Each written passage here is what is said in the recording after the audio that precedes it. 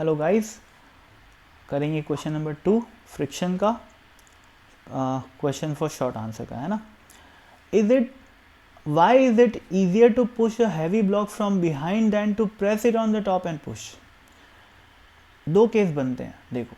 एक में आप क्या कर रहे हो कि इस ब्लॉक को कुछ इस तरीके से धक्का दे रहे हो, इस तरीके से, ठीक है, F फोर्स लगा रहे हो यहाँ पर। और दूसरे केस में आप इसको इस तरीके से धक्का मार रहे हो और आगे बढ़ाने की कोशिश कर रहे हो विद फोर्स F, ठीक है। अब लेट से कि जो ये एंगल है वो थीटा है, ठीक है। अब फर्स्ट केस और सेकंड केस को मैं कंपेयर करता हूँ।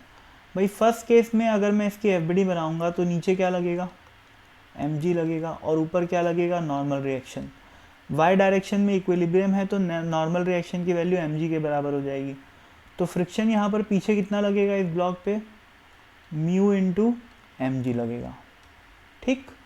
तो उसको काउंटर करना आसान है और F4 से आप इस ब्लॉक को आगे बढ़ा सकते हो। जबकि इस केस में क्या हो रहा है, ध्यान देना, F के दो कंपोनेंट टूट जाएंगे, एक इधर और एक इधर। ये वाला हो जाएगा F साइन थीटा और ये वाला हो जाएगा F कॉस थीटा। और यहाँ पर क्या लग रहा है, mg लग रहा है, और ऊपर क्या लग रहा है, मान लेते हैं n डैश लग रहा है। तो इस केस में y डायरेक्शन में इक्विलिब्रियम अगर चाहिए तो n dash should be equal to F cos theta plus mg। तो F cos theta plus mg, है ना भाई। तो इस केस में जो फ्रिक्शन लगेगा वो कितना लगेगा, F मैक्स कितना आ गया, म्यू इंटू एन डैश करूँगा तो mu into F cos theta plus mg हो गया।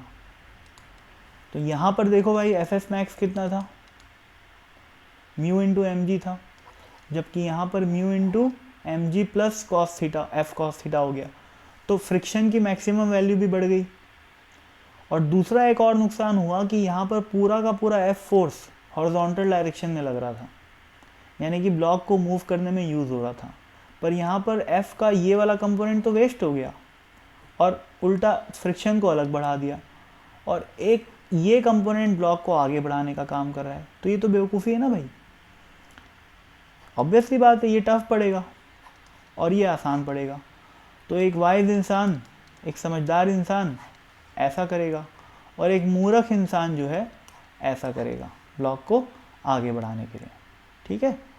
तो अब समझ में आ गया होगा कि कारण क्या है इसके इजी और इसके टफ होने का, ठीक।